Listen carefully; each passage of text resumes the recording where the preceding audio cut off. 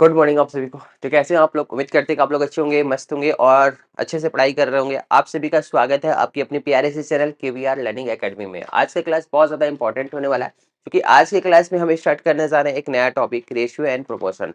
और जैसे मैंने बहुत सारे टॉपिक्स आपको कंप्लीट करवाया और मैंने आपको शुरू में ही बताया था कि ये जो बैच मैं पढ़ा रहा हूँ बहुत बेसिक से पढ़ा रहा हूँ और बेसिक से हाई लेवल तक लेके जाएंगे। ठीक है, तो आज का क्लास हम स्टार्ट करते हैं रेशियो। ठीक है, तो रेशियो को में 10 से 12 टाइप हम यहाँ पे डिस्कस करेंगे और किसी भी एग्जाम की अगर अगर आप प्रिपरेशन कर रहे होंगे, चाहे बैंकिंग का कर रहे हैं या एसएससी, रेलवे या फिर बीपीएससी टीचर, जिस चीज की भी तैयारी कर रहे हैं, तो वहां से 2 से 3 क्वेश्चंस फिक्स है कि यहाँ से पूछता है। तो चलिए बहुत इजी वे में आपको हम समझाने का कोशिश करते हैं कि रेशियो क्या होता है। पहले हम रेशियो पे समझेंगे, इसके बाद हम आएंगे प्रोपोर्शन क्या होता है, यानी कि समानुपात क्या होता है। ठीक है, तो चलिए आज का क्लास स्टार्ट करते हैं। चलिए हेडिंग दे दीजिए आप लोग।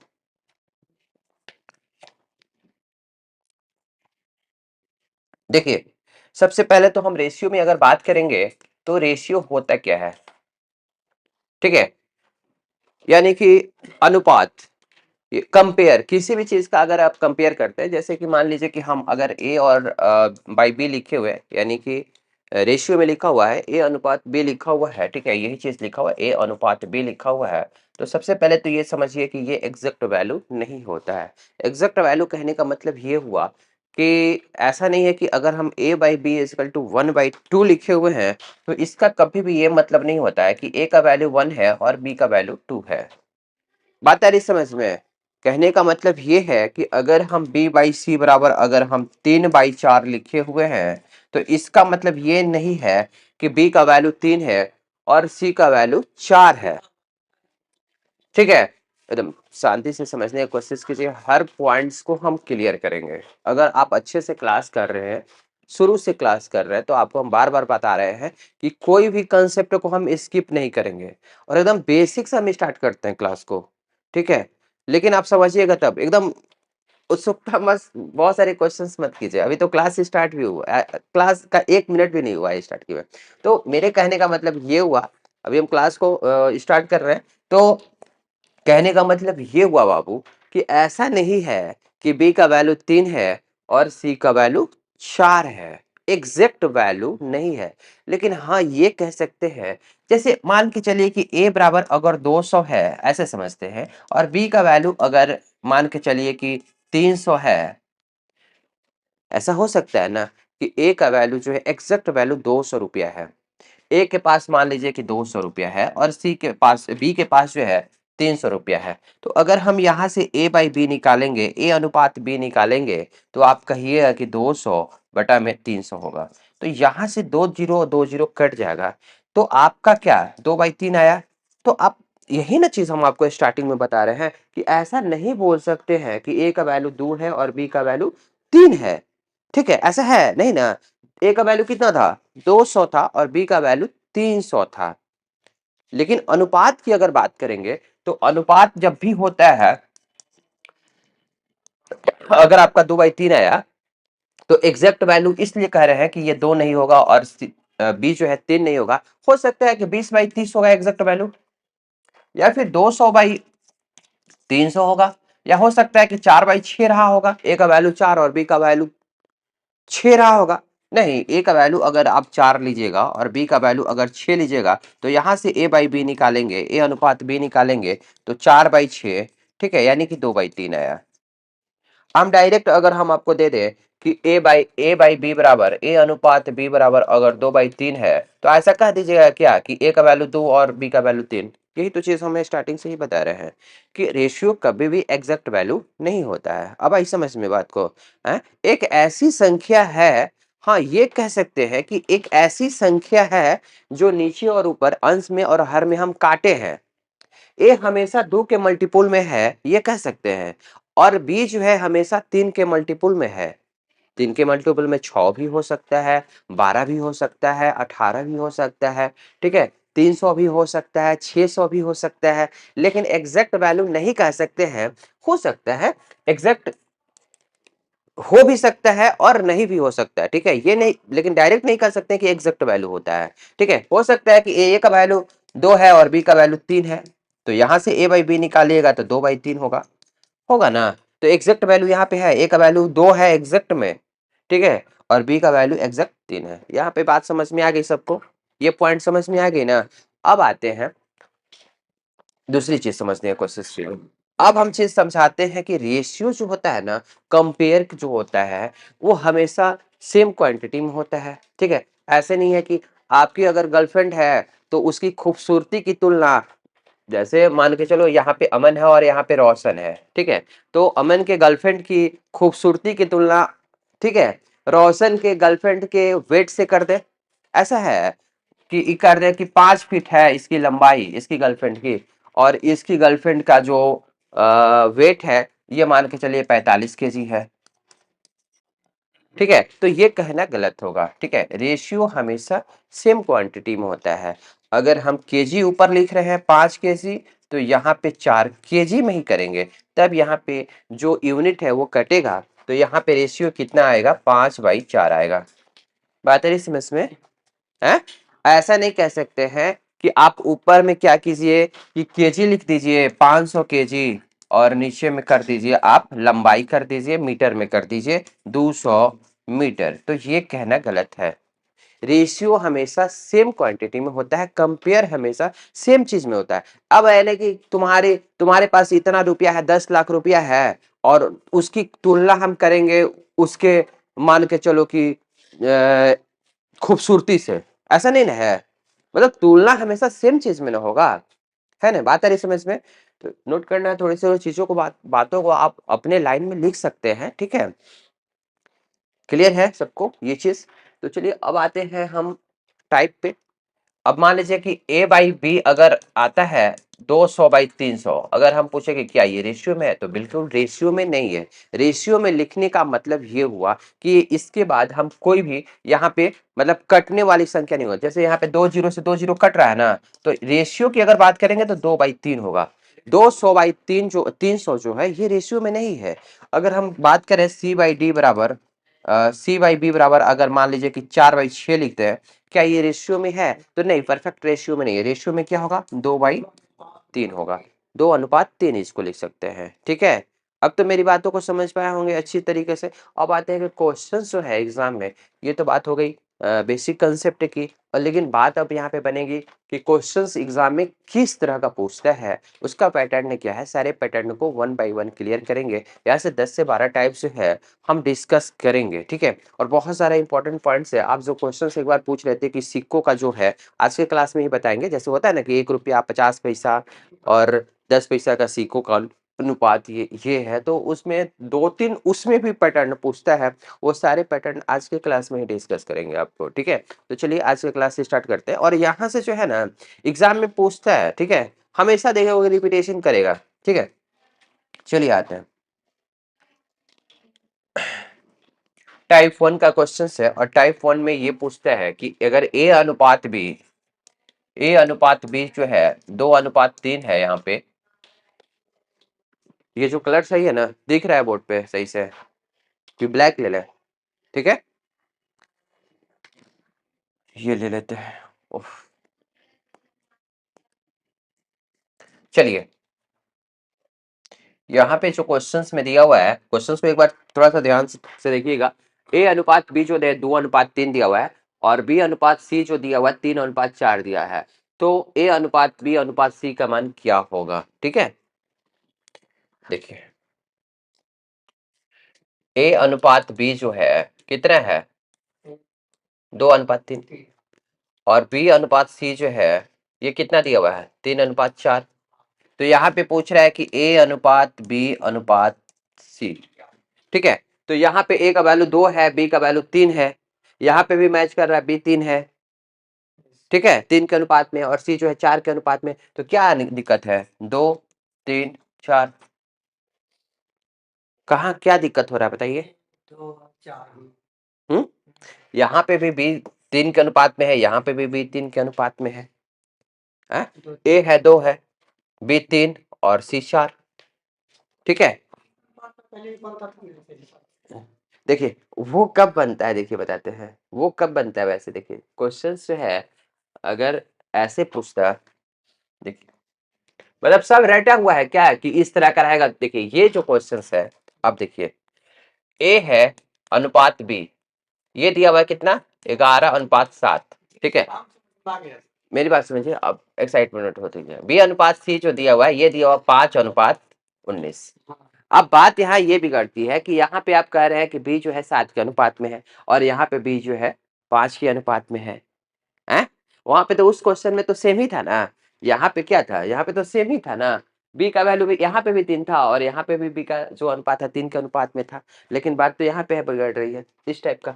यहाँ पे आप कह रहे हो कि बी जो है 7 के अनुपात में है, 7 का मल्टीपल है, और यहाँ पे बी जो है 5 के अनुपात में है। तो सबसे पहला काम कि भाई दोनों को बराबर करेंगे, दोनों जगह बी को, क्योंकि बी तो दोनों जगह सेम है। तो या तो इसको 5 बनाएंगे या फिर इसको 7 बनाएंगे, या फिर ऐसी एक संख्या बनाएंगे जो दोनों जगह बराबर हो। तो उसके लिए क्या करते हैं, दोनों का एलसीएम लेते हैं। तो एलसीएम लेंगे तो इसमें 5 से हम मल्टीप्लाई कर देंगे, जब इसमें 5 से मल्टीप्लाई करेंगे तो इसमें भी 5 से मल्टीप्लाई करेंगे, और इसमें 7 से मल्टीप्लाई करेंगे तो इसमें भी 7 से मल्टीप्लाई करेंगे, है ना। तब ना ये 7 5 35 हो गया, ये 7 5 35 हो गया, ठीक है।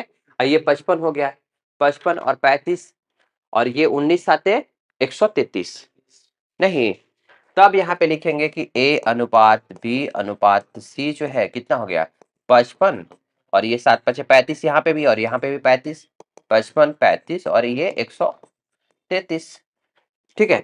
बहुत सारे बच्चे ऐसे क्या करते हैं, ऐसे लिखते हैं ए अनुपात बी अनुपात सी, यहाँ पे लिखा हुआ है, ठीक है। तो ए अनुपात बी कितना लिखा हुआ है 11:7, 11:7 यहाँ पे, और यहाँ पे कितना बी अनुपात सी 5:19 लिखा हुआ है, ठीक है। तो क्या करते हैं, ए अनुपात बी अनुपात सी निकालना है, तो पहले ये दोनों को मल्टीप्लाई करेंगे, यहाँ पे लिख देंगे 11 7 133 यहाँ लिख देंगे, और 7 5 35 यहाँ पे लिख देंगे बी के नीचे, और ये 11 5 55 यहाँ पे लिख देंगे। ये भी एक मेथड है। अब समझ में, इसको नोट कीजिए, दोनों मेथड सही है, जो आपको अच्छा लगे वैसे बना सकते हैं। अब देखिए यहाँ पे ए बी सी डी है, ठीक है।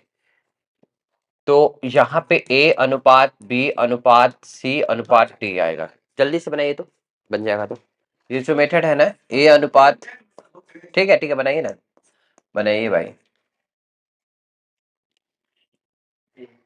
ए नंबर आ रहा है,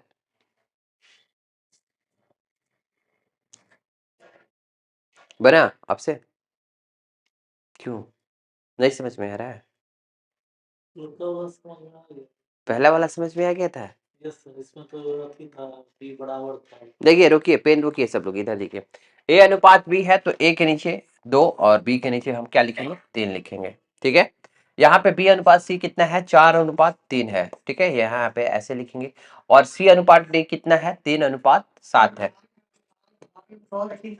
ना। गुड गुड गुड गुड, हाँ यही है ना। हम्म, ठीक है, ठीक है, ठीक ना। तो यहाँ पे हम क्या करेंगे कि सबसे पहले ए अनुपात बी है 2:3 लिखेंगे, और बी अनुपात सी 4:3 है, ठीक है। बी के नीचे 4 और सी के नीचे 3 लिखेंगे। और इसके बाद क्या है सी अनुपात डी कितना है 3:7 है, ठीक है। तो सबसे पहला जो मेरा काम रहेगा ना कि डी के नीचे क्या लिखेंगे, ये तीनों को मल्टीप्लाई करेंगे, 7 3 और 3 को, ठीक है। तो 17 21 21 दिया 63, ठीक है, 63 यहाँ पे लिख देंगे। और इसके बाद कौन को हटा देंगे, 7 को हटा देंगे, ठीक है। इस साइड से राइट साइड से नीचे से हटाते जाएंगे एक संख्या, बात है इसमें सबसे राइट वालों को मल्टीप्लाई करेंगे, इसको इसको इसको मल्टीप्लाई करेंगे, ठीक है। 63 आया, 63 को नीचे लिखेंगे और इसके बाद इसको हटा देंगे, ये नहीं करते हैं। इसके बाद हम क्या करेंगे, राइट साइड में जो सबसे इधर है ना उसको हम मल्टीप्लाई करेंगे, 3 3 3, क्या होगा 27 यहाँ पे लिखेंगे, ठीक है। यहाँ पे ब्लैक से लिखते हैं, क्या, ठीक है ना। अब इसके बाद क्या करेंगे, इसको हटा देंगे।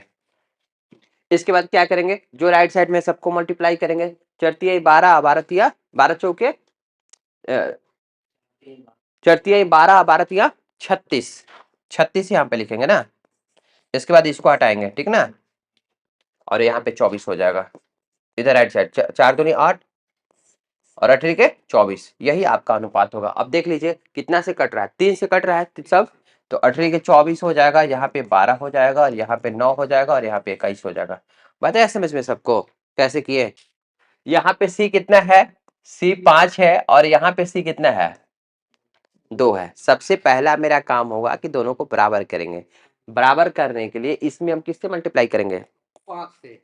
इसमें हम 2 से मल्टीप्लाई करेंगे। सी को हमको बराबर करना है ना, सी यहाँ पे 5 है और यहाँ पे सी कितना है, 2 है, तो सी को बराबर करेंगे। ठीक है, तो इसमें हमको मल्टीप्लाई करना पड़ेगा 2 से, और इसमें मल्टीप्लाई करना पड़ेगा 5 से। तो जब 2 से मल्टीप्लाई कीजिएगा तो सारे में 2 से मल्टीप्लाई होगा, और 5 से मल्टीप्लाई कीजिएगा तो सारे में मल्टीप्लाई होगा। लेकिन यहाँ पे ए अनुपात ई पूछ रहा है, तो ए का वैल्यू कितना है, 3, और 3 को 2 से मल्टीप्लाई करिएगा 3 दूनी 6 हो जाएगा। और यहाँ पे ई लिखना है, ई कितना है, 3 है, और 3 में 5 से मल्टीप्लाई कीजिएगा तो 15 हो जाएगा। ठीक है, अब कितना से कटेगा, 3 से, तो 2 अनुपात 5 आंसर होगा।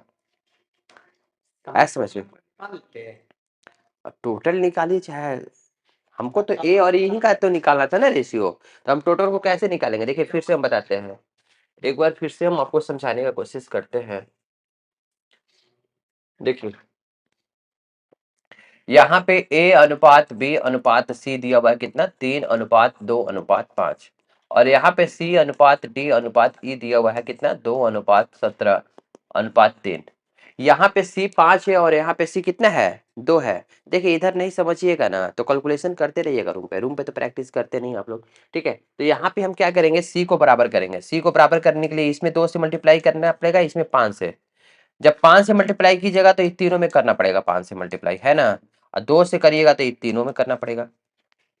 हमको ओवरऑल किसका वैल्यू निकालना है, ए अनुपात ई का, तो 6 अनुपात 15, और 6 अनुपात 15 का मतलब 2 अनुपात 5 हुआ। क्वेश्चन है ना, इसको बनाइए। एक टाइप इसमें पैटर्न में पूछता है कि ए अनुपात बी दिया हुआ है 3 अनुपात 5, ठीक है, कितना दिया हुआ है, 3 अनुपात 5 दिया हुआ है, और बी अनुपात सी दिया हुआ है 2 अनुपात 9, तो ए अनुपात सी पूछ रहा है। चलिए ठीक है, देखिए इधर नवीन जी गलत बना रहे हैं। देखिए ए अनुपात बी दिया हुआ है आपका 3 अनुपात 5, ठीक है, बी अनुपात सी दिया हुआ कितना, 2 अनुपात 9 दिया हुआ है, और यहाँ पे ए बाई सी पूछ रहा है। तो ए बाई सी पूछ रहा है तो हम कैसे निकालेंगे, ए बाई बी को मल्टीप्लाई कर देंगे बी बाई सी से, तब तो बी भी कट जाएगा, यहाँ पे कटेगा, बी भी कटेगा तो क्या होगा, ए बाई सी बचेगा। तो हम क्या करेंगे, ए बाई बी का वैल्यू कितना है, 3/5 है, और बी बाई सी का वैल्यू कितना है, 2/9 है। ये 3 से कटेगा, कटेगा ना, तो 2 बाई कितना हो जाएगा, 15। ये ऐसे बनता है, बात है इसमें वैसे नहीं बनेगा, वैसे नहीं बनेगा, ऐसे बनेगा। वो बराबर करने के लिए वहां भी बराबर कर सकते थे, लेकिन लंबा प्रोसेस लिखते हैं। अच्छा, हाँ, बराबर करने के लिए वहां भी कर सकते हैं। हाँ, तो लंबा हो जाएगा ना। देखिए अगर मान लीजिए कि ए अनुपात बी दिया हुआ है, मान लीजिए 1/2 मान लीजिए, और बी अनुपात सी दिया हुआ मान लीजिए चलिए कि 3/4 दिया हुआ है सपोज डेट, और सी अनुपात डी दिया हुआ है मान के चलिए कि 7/8 दिया हुआ है, ठीक है, और आपसे पूछे कि ए बाई डी कितना होगा, तो बहुत ज्यादा लेंथी नहीं हो जाएगा जैसे आप बना रहे हैं। डायरेक्ट नहीं लिखेंगे कि A by D equal to क्या, A by D equal to क्या लिखेंगे, A by B into B by C into C by D. तो देखिए बी से बी कट जाएगा, सी से सी कट जाएगा, तो आएगा क्या, A by D. A by D नहीं आएगा, तो उसी तरीका से ए बाई डी निकालना है तो ए बाई बी 1/2 कर देंगे, इंटू बी बाई सी करेंगे तो 3/4, और सी बाई डी करेंगे तो 7/8। मल्टीप्लाई करके कटा दीजिए जो कट रहा है, ठीक है, तो वो आपको आ जाएगा। ठीक है, चलिए अगर मान के चलिए कि यहाँ पे ए बाई बी का वैल्यू इतना दिया हुआ है, बी बाई सी का वैल्यू इतना दिया हुआ है, सी बाई डी का वैल्यू इतना दिया हुआ है, और मान लीजिए कि डी बाई ई का भी वैल्यू दिया रहता है, तब पूछता है कि ए बाई ई कितना होगा, तो ज्यादा लेंदी नहीं हो जाता वैसे बनाते तो सबसे बेस्ट मेथड ये है। ठीक है, चलिए इसके बाद आते हैं नेक्स्ट क्वेश्चन पे। देखिए है ही उस तरह का क्वेश्चन, ठीक है, इसका आंसर आप लोग जल्दी से बताइएगा। इधर देखिए ए अनुपात ई निकालना है तो क्या करेंगे, A by B into B by C into C by D into D by E. ठीक है, ए बाई बी का वैल्यू कितना आएगा, वो दिया हुआ है 1/3, और बी बाई सी का 2 और सी बाई डी का 2/3, और डी ई का कितना दिया है 3/2। ठीक है, जो कट रहा है उसको काट दीजिए, 3 3 कट जाएगा, 2 2 कट जाएगा, तो बचेगा कितना, 2:3। ऐसे समझ में बाबू। चलिए आप सब लोग बनाइए। अगर इसी क्वेश्चन में दो क्वेश्चंस पूछ रहे हैं, अगर इस क्वेश्चन पे हम पूछे आपसे क्वेश्चन नंबर 2 अगर पूछा कि ए अनुपात डी कितना होगा, ठीक है, ये बताइए। और क्वेश्चन नंबर 3 पूछा है बी अनुपात ई कितना होगा, ठीक है। ये दो क्वेश्चंस बताइए, आंसर जल्दी से क्या होगा। देखिए इधर सब लोग पेन रोकिए, ठीक है। यहाँ पे पूछ रहा है ए अनुपात डी, ए से स्टार्ट करेंगे और डी तक आएंगे, ठीक है। ए बाई डी निकालना है आपको, ए बाई डी निकालना है तो कैसे निकलेगा, A by B into B by C into C by D, बस इतना ही लेंगे। डी बाई, देखिए इधर पेन मत चला, इधर देखिए, इधर बनाने के लिए पूरा टाइम बचा हुआ है, समझिए। जब तक समझिएगा नहीं तो देखिए बी से बी कट जाएगा, सी से सी कट जाएगा, तो यहाँ पे क्या आ जाएगा, ए बाई डी। अब बताइए समझ में ए बाई डी कैसे निकलेगा। अब अगर निकालना है आपको तीसरा नंबर क्वेश्चन में, क्या निकालना है, डी अनुपात ई, ठीक है। दैट मीन्स बी बाई ए। तो बी से स्टार्ट करेंगे और कहां तक जाएंगे, बी से स्टार्ट करेंगे और कहां तक जाएंगे, बी बाई ई निकालना है तो बी से स्टार्ट करेंगे, ए से स्टार्ट नहीं करेंगे, और ई तक पहुंचेंगे, यानी कि B by C into C by D into D by E. बस देखिए डी से डी कट जाएगा, सी से सी कट जाएगा, तो बचेगा क्या, बी बाई ई। ऐसे में इसमें समझे। यही टाइप 1 का सारा नेचर जो है, इसी टाइप का पैटर्न से पूछ सकता है, ये हमारा टाइप 1 जो है यहाँ पे कंप्लीट होता है, ठीक है। चलिए आते हैं, ठीक है। सारे क्वेश्चंस बनाएंगे, जितना भी क्वेश्चंस है सब लोग आप लोग प्रैक्टिस करिएगा। कहाँ गया क्वेश्चन, हाँ देखिए टाइप 2 के क्वेश्चंस पे आते हैं। कह रहा है, पहला क्वेश्चन है कि एक कारखाने में महिला और पुरुष कर्मचारियों का अनुपात 3:5 है, ठीक है। महिला और पुरुष कर्मचारियों का अनुपात क्या दिया है, 3:5 दिया हुआ है, यानी कि महिला 3 के अनुपात में है और 5 के अनुपात में पुरुष है, ठीक है। कह रहा है कि यदि महिला और पुरुषों की संख्या पुरुष के कर्मचारी की तुलना में 40 कम है, महिला का जो संख्या है पुरुष से कितना कम है, 40 कम है, तो पूछ रहा है कि कारखानों में कुल कितने कर्मचारी हैं, ठीक है। कितने कर्मचारी हैं, इधर देखिए क्वेश्चन समझ में आ गया। क्वेश्चन पूछ रहा है क्या, तो कारखानों बनाने की कोई जरूरत नहीं है, पेन टप टप टप टप कर, हाँ ठीक है, वेरी गुड। चलिए बहुत अच्छी बात है। देखिए कह रहे हैं कारखानों में कुल कितने कर्मचारी है, तो यहाँ पे डायरेक्ट देखिए ना, महिला कितना है 3 और पुरुष कितना है 5 के अनुपात में, 3 और 5 क्या 8, तो आंसर हमेशा 8 से कटेगा। तो 8 से कटने वाला कौन है, सिर्फ एक ही है, 160 ही है ना।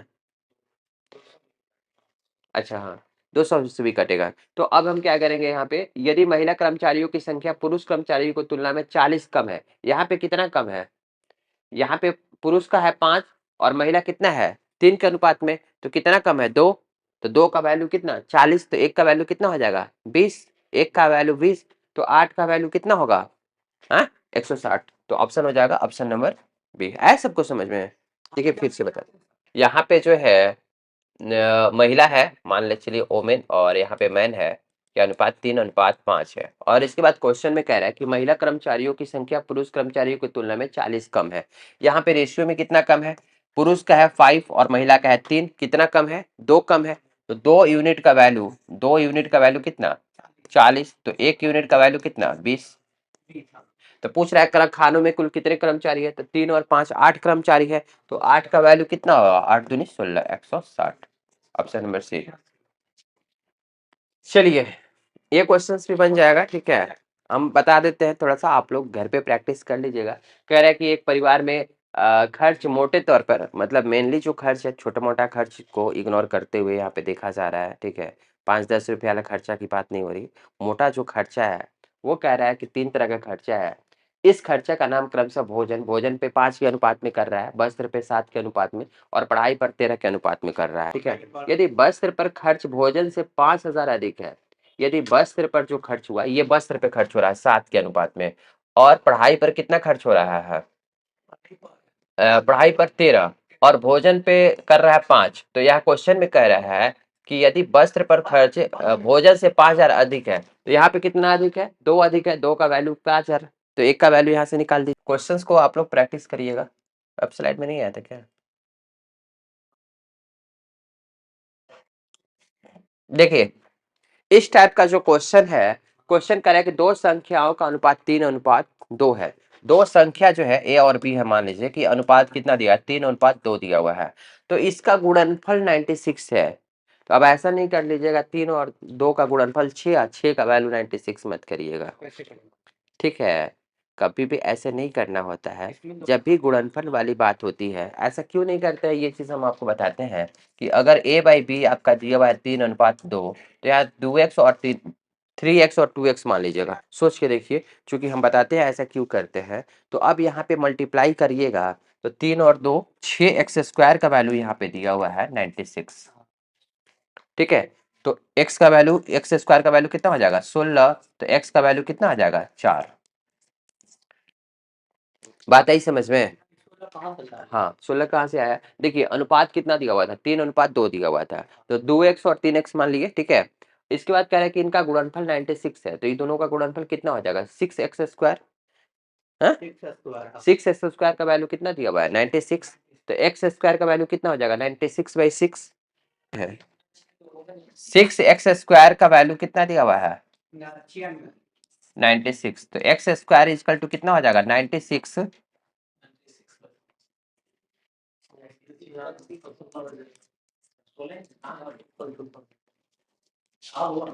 16, तो x इक्वल टू क्या हो जाएगा? 4 आ जाएगा।